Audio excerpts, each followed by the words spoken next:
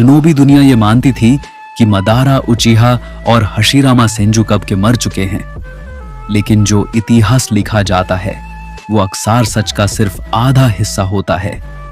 असल सच ये था कि फोर्थ ग्रेट निंजा वॉर से पहले ही हागोरोमो ओत्सुत्सुकी सिक्स पाथ सेज, चक्रा और टाइम के बीच एक ऐसी सीलिंग टेक्निक बना चुका था जिसे विल ऑफ बैलेंस सील कहा जाता था।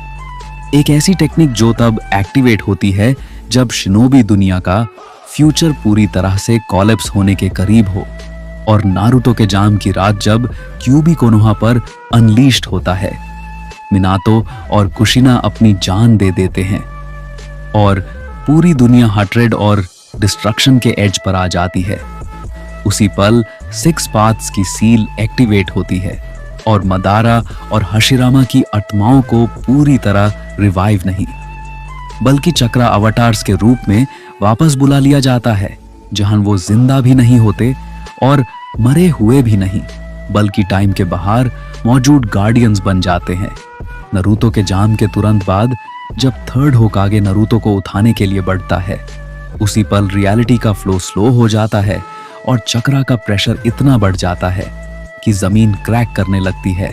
हशिरामा अपने चक्रा अवतार के रूप में प्रकट होता है, जिसका प्रेजेंस लाइफ और शांति से भरा होता है, जबकि मदारा शैडोज के बीच से इमर्ज करता है, जिसके आंखों में अब भी अनंत युद्धों की थकान और क्लैरिटी होती है।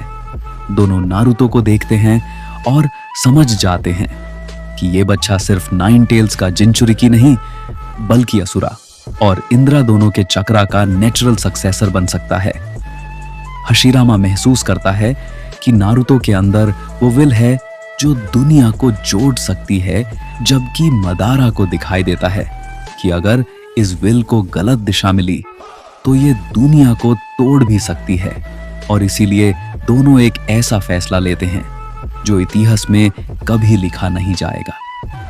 हशिरामा जानता था कि चक्रा अवतार होने के कारण वो नारुतो के साथ हमेशा नहीं रह सकते, इसलिए वो मदारा के साथ मिलकर नारुतो को एक six paths sealed pocket dimension में ले जाता है, जहां वक्त बाहर की दुनिया से कई गुना धीरे बह रहा होता है और जहां उनका चक्रा सस्टेन हो सकता था।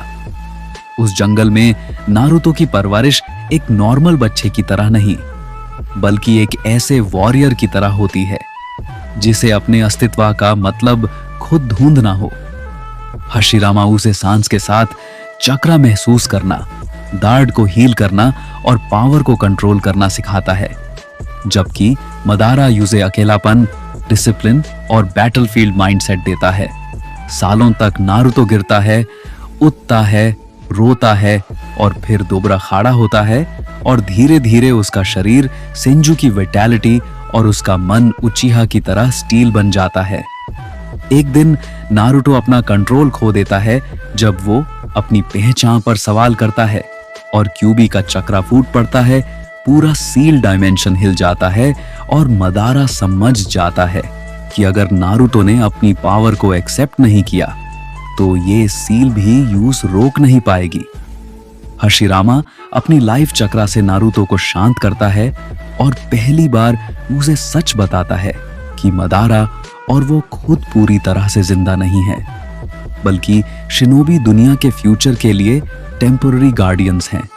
और जिस दिन नारुतो अपनी ताकत पर पूरा कंट्रोल पा लेगा, उस दिन ये दोनों हमेशा के लिए गायब हो जाएंगे।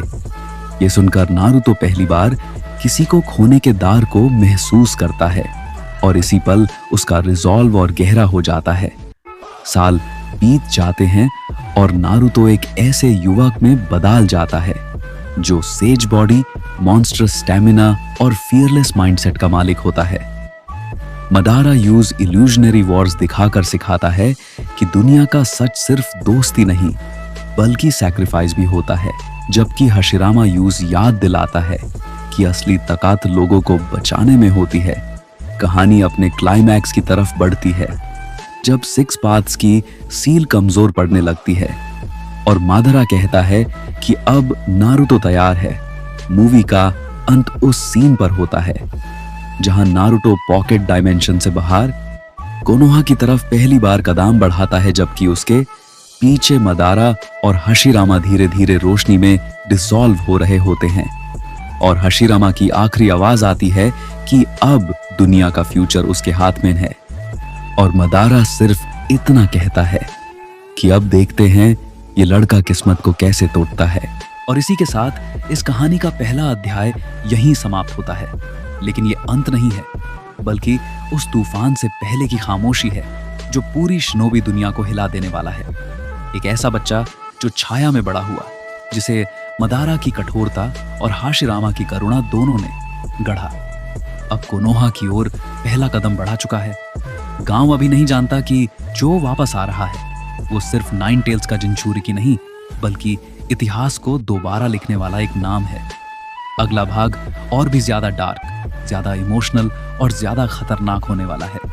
इसलिए अगर आपको ये कहानी पसंद आई हो तो वीडियो को लाइक करो, इसे अपने दोस्तों के साथ शेयर करो और ऐसी ही दमदार व्हाट इफ कहानियों के लिए चैनल को सब्सक्राइब करना मत भूलना, क्योंकि आगे जो आने वाला है वो सिर्फ कहानी नहीं होगी, वो शिनोबी दुनिया का सबसे बड़ा टर्निंग पॉइंट होगा।